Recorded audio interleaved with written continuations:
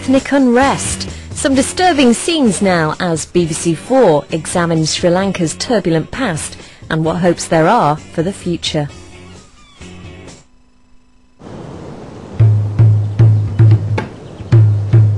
Sri Lanka, before the British, a sacred Buddhist kingdom. An earthly paradise where Buddhists, Hindus and Muslims lived peaceably side by side. But a vicious civil war has torn it apart, setting community against community, devastating the island's economy and reputation. In 20 years of fighting, 65,000 Sri Lankans have died, the survival of the state threatened by the Tamil Tiger rebels. Now, a critical juncture. A ceasefire's in place, but it's fraying at the edges. Will Sri Lanka go back to war? Or can Sinhalese and Tamils forget the past and restore a lasting peace to their island?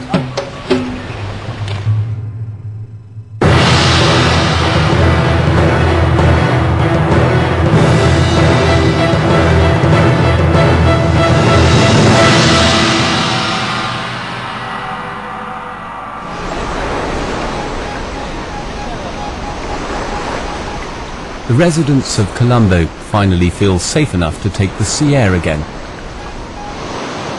For 2 years, Sri Lanka's capital has revelled in its return to normality. But for how much longer?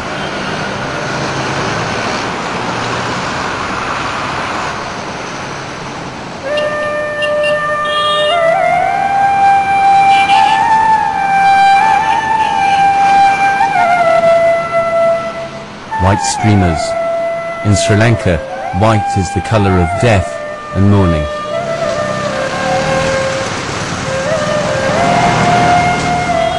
The Colombo police station attacked.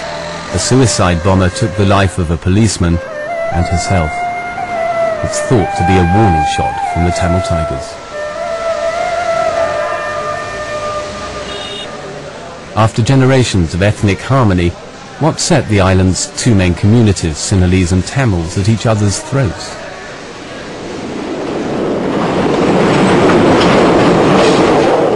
The answer has its roots in Sri Lanka's colonial history. Known then as Ceylon, the island was famed for its spices. The Portuguese came first, then the Dutch.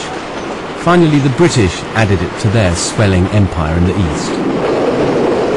Britain obtained economic advantages from governing Sri Lanka, or Ceylon as it was called. A lot of spices, gems, especially tea, came from Sri Lanka. So I think trade predominated in the 19th century. Lured by spices, the British introduced important new cash crops, rubber, coffee and tea. To work the plantations, 1 million Tamil labourers were imported from India, altering the ethnic balance.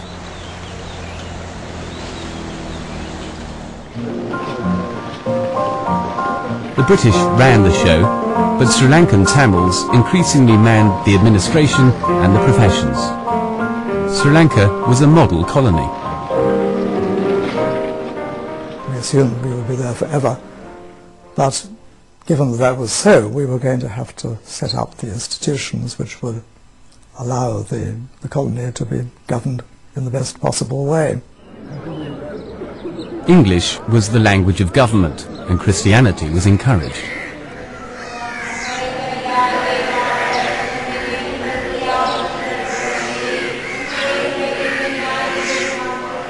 Portuguese Catholic missionaries came first.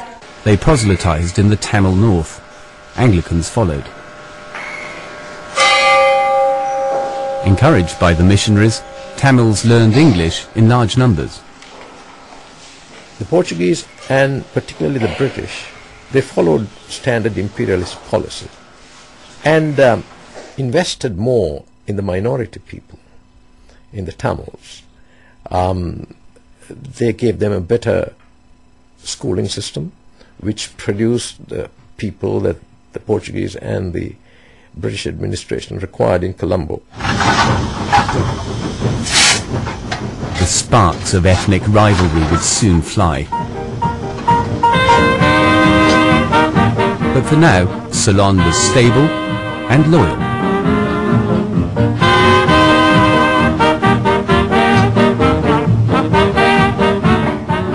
The Prince of Wales toured the island in 1925. Large crowds turned out to welcome him.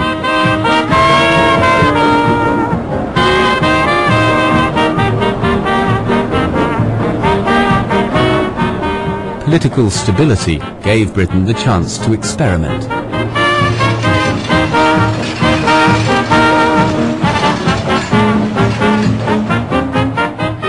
Ceylon was the first British colony to be given universal suffrage.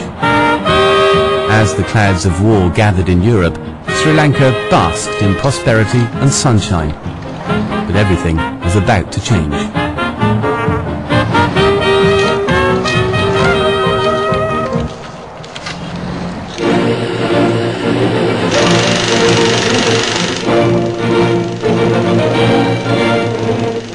His Excellency the Governor.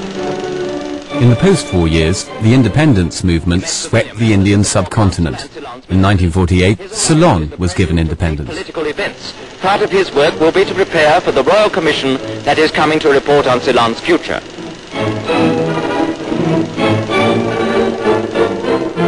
Ceylon got independence in part because India had received independence in August of 1947, and after that it was difficult to hold back this island of people who were impatient for independence but who were not demonstrating in the streets for it.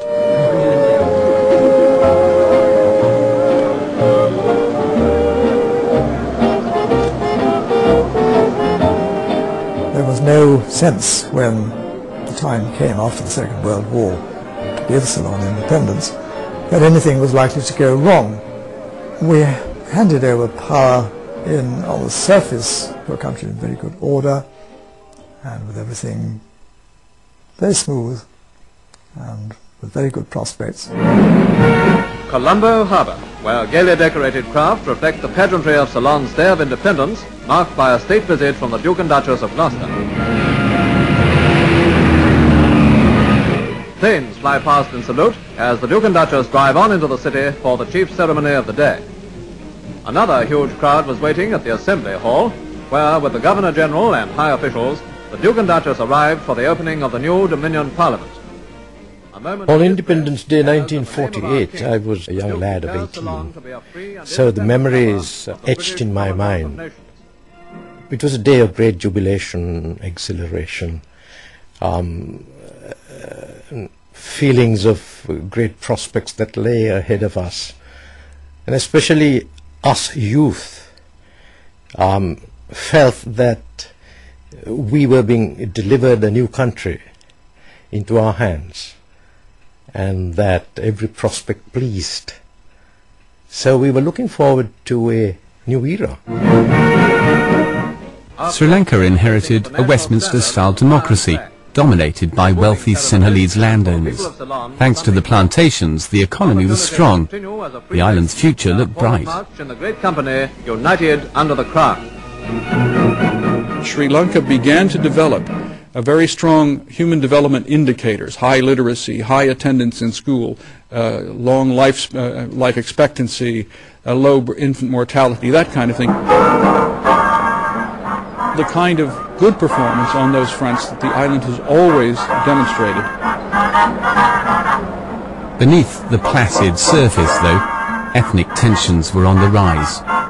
Tamils dominated the professions and the civil service. The majority Sinhalese felt they'd fallen behind during the colonial era. It was time to redress the balance. The Indian Tamils working the plantations were the first target. Parliament stripped them of their citizenship. Tamils formed their own party. The Sinhala people found that although they were 65 to 70% of the people, population of the country, the Tamils and the Christians enjoy positions of power far out of proportion to the actual number.